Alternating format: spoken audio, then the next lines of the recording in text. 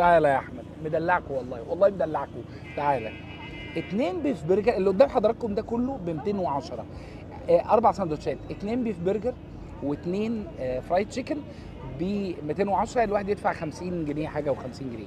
العرض ده تعالى 4 هوت دوج، ده ياكلوا 2 تقريبا يعني. 4 هوت دوج مع البطاطس ب 150، يعني الواحد يدفع 75.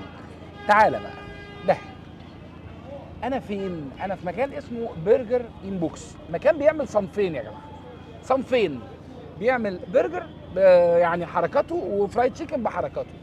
تعالى يا احمد، ده دبل. الاولاني ده اللي قلت لكم كان سنجل، ده دبل. عباره عن ايه بقى مع العصير؟ ده مع عصير. ده بكام بقى؟ ده ب 110. ده ب 110 ومع عصير. عصير حلو قوي، دقته قبل التصوير، حلو جدا، هم اللي بيعملوه يعني. تعالى تعالى يا احمد عشان المنظر ده منظر مهيب. نفتح وكده ولا من افتح ده ايه بقى؟ موتزاريلا ستيكس؟ دي لا، شيدر ستيكس، شيدر ستيكس. وده بيف بيكن وبرجر صوص جبنه، 1 2 وصوص جبنه. وفي صوص ايه ده؟ ساوزن س...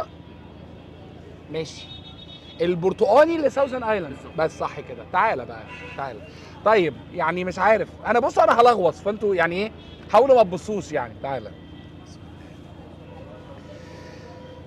حد يجي معايا. طيب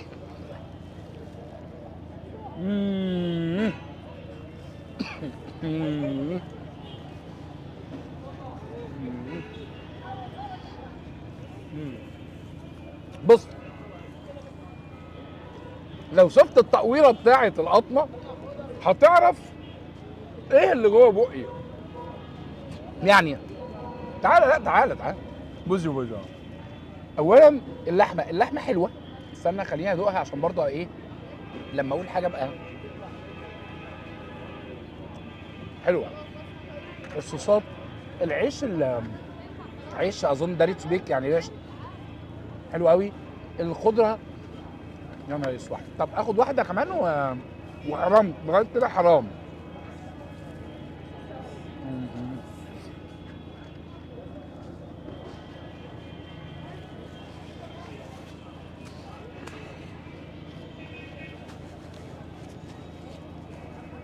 ميزه ان هو المكان فيه صنفين، برجر وفرايد تشيكن. طب ده يخليه ايه؟ يخليه يركز في الكواليتي، فهو مركز في الكواليتي. ان الف ب نجاح هو تشغيل. فايه بقى؟ تعالى ده فراخ طبعا، الاولاني برضو كان سنجل، ده دبل فراخ. وايه بقى؟ برضو هتلاقي صوص جبنه وصوص ساوزن ايلاند وموتزاريلا ستيكس شيدر ستيكس شيدر ستيكس. ايوه، وتركي. وده تركي. فخم ده، بس تركي حلو قوي، من مخلوقات الفخمه برضو التركي ده. طيب برضو هلغوص للاسف. السندوتشات اللي زي دي لازم تتاكل في الضلمه. ايه، يلا يلا تيجي معايا يا احمد. يلا يا احمد تعالى يا سوري، ما تسيبناش لوحدنا بقى.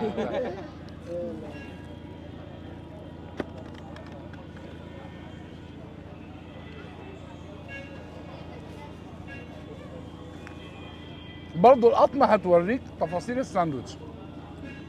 دي صدور فراخ فريش، وخلاص بقى بقينا عارفين ان الفراخ الفريش لما نقول فراخ، على فكره ده كبير قوي يعني، اللي يشبع بده يبقى بياكل كتير. طيب انا بس عشان ما اشبعش من حاجه، بصوا فكره البوكسات ايه؟ الايه ده فكره البوكسات ان احنا يبقى في مكان بيقدم مجموعات من السندوتشات بسعر ويوصل هنا ان انت تدفع 50 جنيه وبالكواليتي دي. اولا الفراخ حلوه قوي، الصوصات حلوه قوي، الخضار لطيف، العيش لطيف. يعني ده موجود في اماكن تانية لا باكتر من سعره بكتير. احنا هنشوف حاجه تانية كمان. المكان صغير قوي يعني، انا لما جيت حسيت ان هو اللي متقدم ده يطلع من مكان اكبر، لا ده بدايه كمان. الهوت دوج، تعالى يا احمد تعالى يا احمد. اولا هم الهوت دوج قاسمينه كده من النص ومحطوط. بصوا الحركه دي تخلي الهوت دوج يعني، هو في ناس بتحب، انا بحب اكله على بعضه كده، بس الحركه دي اولا تخليه يستوي من جوه، ثانيا خليه محروق كده، يعني هو ايه، حط عليه شويه زبده وبتاع. طبعا هوت دوج لازم احط كاتشب، ملهاش حل، مش هاكله من غير كاتشب اصلا. يلا يا بقى.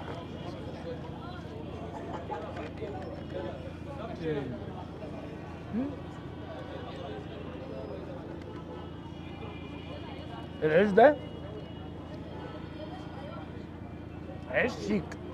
دي بص، هو اوريدي سندوتشات فيها من الحاجات دي وهي بتتباع لوحدها. تعالى خد القرمشه، تعالى ايه مبسوط هنا. طيب نعمل كده. ده ساوزن ايلاند بالظبط. وده جبنه. دي جبنه. ده بيك تيستي ودي جبنه. ايوه، ما فيش ساوزن ايلاند. ساوزن ايلاند ده بالظبط. انا بحب الساوزن ايلاند. يا نهار اسود، يا نهار اسود. تعالى يا غرازي، بس حصل.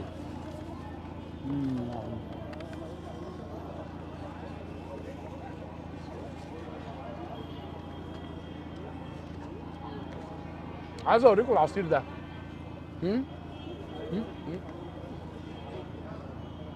عصير المانجا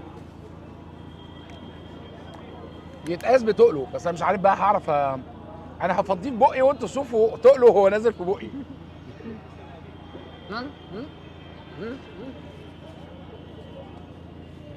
قطع مانجا، يعني ده عصير زي اللي بيتقدم في اجمد اماكن بتاعه عصير. يعني ده بكام؟ 25 جنيه لوحده. ب 25 جنيه. حلو، يا دوبك.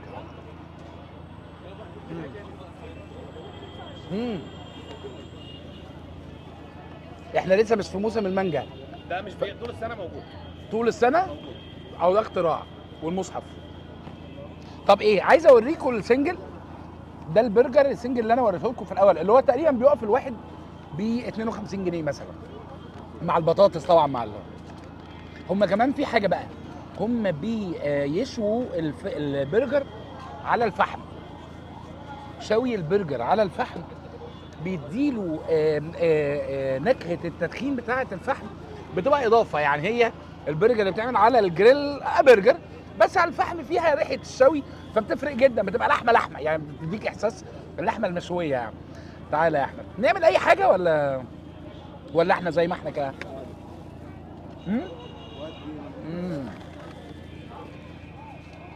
ده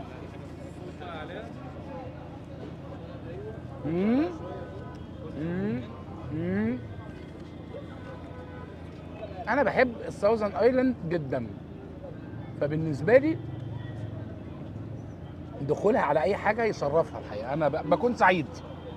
ناخد اللقطمه دي بقى. طبعا دي اللقطمه دي هتبقى لغوصه بقى موت، يعني مش عارف اعمل ايه.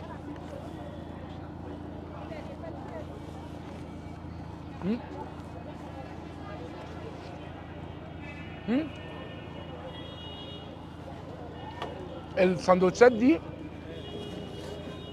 ده الكلاسيك الستاندرد عندهم، منه عليه اونيون رينجز، عليه مشروم وبصل مكرمل، عليه موتزاريلا بتاع شيدر ستيكس، موتزاريلا ستيكس. يعني عندهم كمان غير اللي انا وريته لكم اصناف كتيره لعشاق البرجر هيتبسطوا، وعشاق الفرايد تشيكن هيتبسطوا. لان اولا الفرايد تشيكن هي فراخ صدور فراخ فريش، والبرجر موضوع التدخين ان هو معمول على الفحم فارق جدا في طعم حته اللحمه بتاعت البرجر.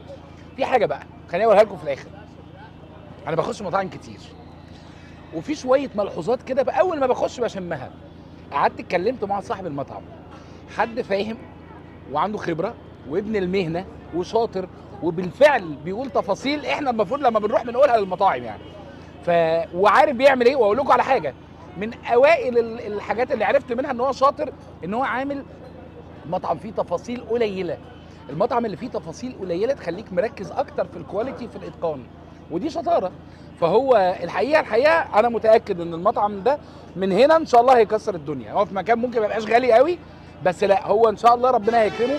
وهي في الاخر ربنا بيدي بالاسباب، اللي بيجتهد وبيبقى عنده الخبره واللي بيفهم واللي يستعين باهل الخبره هو ده اللي ينجح. شغلانه المطاعم من اكتر الشغلانات اللي الناس بتضيع فيها فلوس وبتفشل.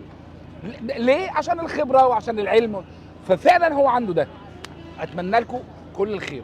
كان معاكم مصطفى محمود وماذا. بص الليمون ده بالنعناع ده جامد قوي. ده ليمون نعناع صح؟ قلنا انها طبيعي بقى. والله شكله جميل قوي. تعالى يا احمد تعالى. يا خلاصي والله يا باشا. ليمون نعناع نعناع نعناع نعناع نعناع حقيقي يعني. جرب جرب. ليمون طبيعي نعناع طبيعي. دي حقيقة. حلو جدا.